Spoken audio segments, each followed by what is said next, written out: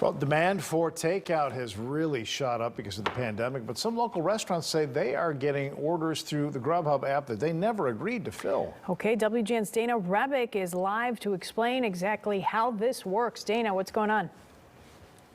Well, it seems that Grubhub is doing this, they say, to keep up with its competitors, and also they say to provide more business to restaurants. But in the process, we're finding that they are often posting outdated menus for these businesses, and that's resulting in a lot of orders that cannot be filled, leaving both customers and these restaurant owners unhappy.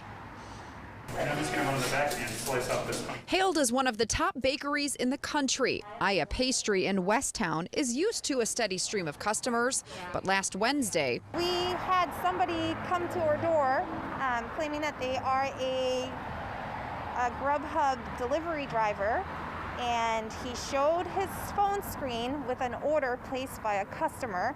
Owner Aya Fukai was confused. Her business does not partner with Grubhub nor any other food delivery service, using their own drivers for deliveries, yet Grubhub listed her business on their app. We are on their platform with a menu that is outdated, with items that we don't even carry anymore or unable to fulfill within the time frame that they suggested that it will be available for. Fukai took to social media, posting about the incident on Instagram, finding this is a widespread issue in some parts of the country, resulting in lawsuits.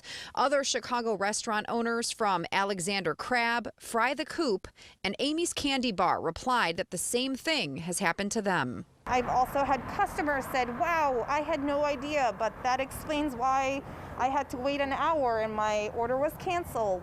We reached out to Chicago-based Grubhub today. A spokesman says, starting in late 2019 in select cities across the country, we've added restaurants to our marketplace when we see local diner demand for delivery, so the restaurant can receive more orders and revenue from deliveries completed by our drivers.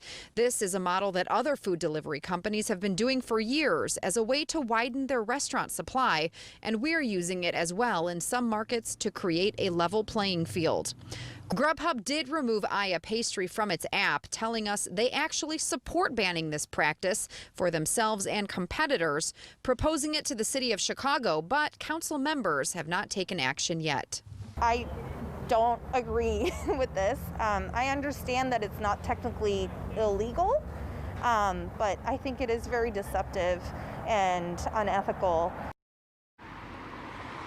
Now, if a business is officially partnered with Grubhub, they pay fees up to about 20% on each order. But if a Grubhub delivery driver just shows up to a business like this bakery that was not partnered with them, that business does not pay a fee, only the customer does.